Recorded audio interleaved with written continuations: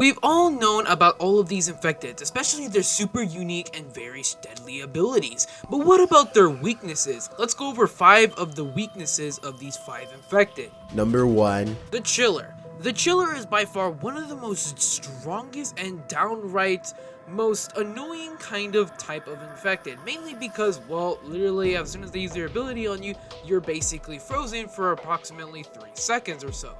And if they were to basic attack you, aka scratch you, you would get slowed down, so they're downright deadly. But what about their weakness, which is technically fire damage? Now, their fire damage is pretty easy to actually counter because all you have to do is just stay away from the flamethrower or the Molotov or whatever as the Chiller. But there's also another type of weakness that I'm pretty sure not many people actually don't really care too much about, which is when using their ability, their basic frost or whatever it is, snowflakes that basically come out of their mouth and basically go all over the place, can be actually avoided pretty easily. And that's basically when the trail or whatever it is of the snowflakes is heading towards you, you basically time it correctly to jump over it, and you are able to practically dodge it, which is just very not even possible to do back then. But now, you can actually counter the Chiller that way easily. And especially the fact that if you just go like behind a wall, then there's that. But Money and the Infected can simply do the same against them. But realistically, the Chiller isn't really that hard or that easy to counter really when you're basically in the middle of the open field. But it is kind of easy to basically time it correctly to jump over it by moving side to side and eventually jumping over the trails. Which makes this a weakness not really that much bad or hard or anything. It just makes it a one time only, you'll see it every once in a while.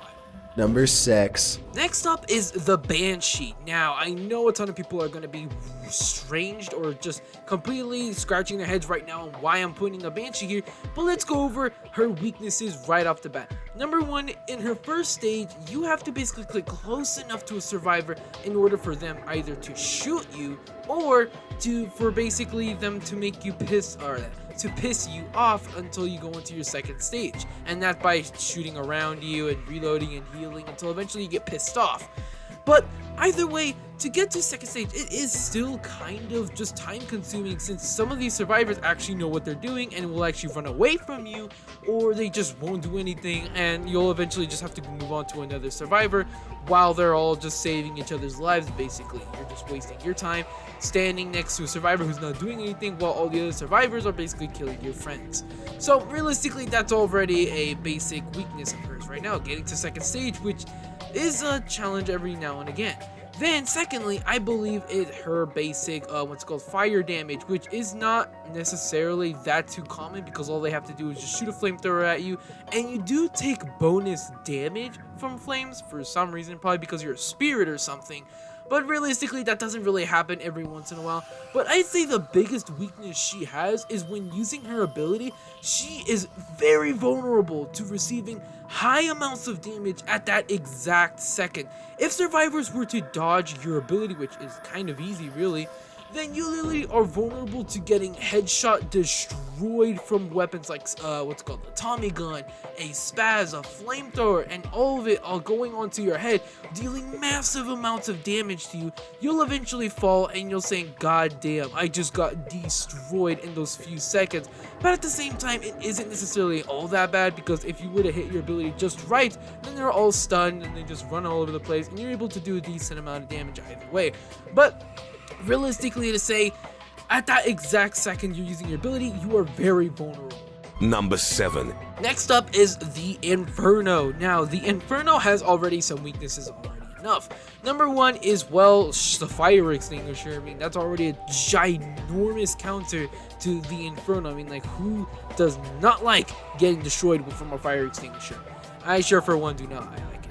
But anyway, another weakness that this dude has is as soon as he spawns in, he has a 15-second timer, 15-second timer before he could even use his ability, which is the only infected that can really do that, or did not use their ability really. This makes no sense, but aside from that, Infernos are literally a sitting duck because they cannot do anything apart from the fact of scratch survivors, try to get close to them until eventually their ability is ready to pop. But also, when using their ability, they are very vulnerable in those few seconds from survivors being able to kill them before their energy or before their ability, and they are able to still die from their while using their ability, which is kind of strange since you do regenerate all of your HP at once as soon as you finish using your ability, your atomic blast or whatever. But you literally have the entire time to basically get to survivors close enough to them while your timer is basically ticking down or whatever, while you're basically spawning in. But also, as soon as you're using your ability, you still are very vulnerable to getting killed and your ability not doing anything. Inferno doesn't really have that many weaknesses, but the fact that he can be countered in a large variety of ways by basically him spawning in, just like, oh, okay, let's kill him, he's not a threat at all, and then to, oh wait, he's about to use his ability, just kill him and, and he won't be able to heal up or even deal damage to us. He still has some vulnerabilities, but not too bad. Number 9. Number 2 is the bloater.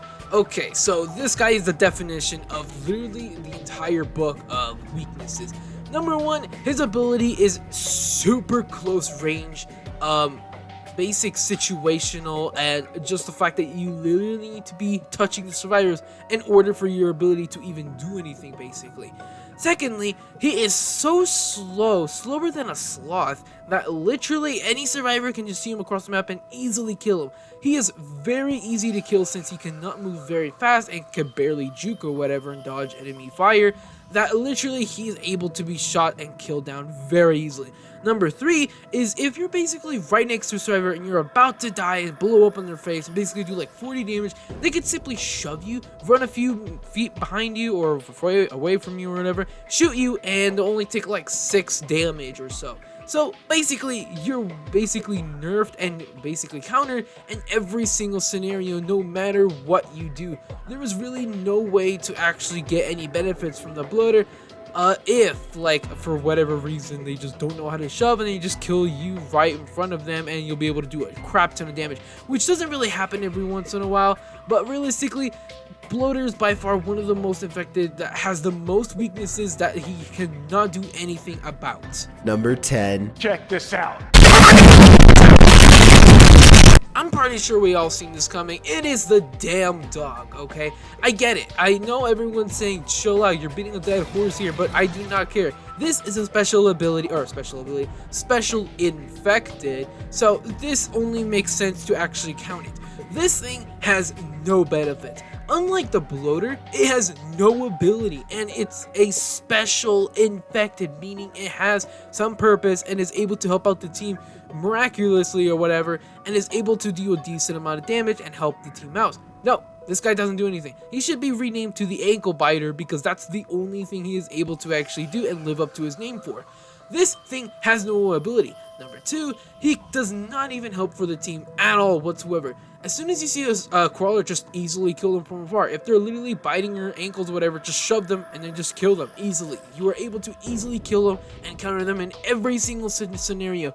Even if the survivors are distracted and the crawler is basically left unintended, aka not attention, and you didn't give him a bone or anything, he can easily just walk up to you, bite you, and you can just easily kill him with like a few shots.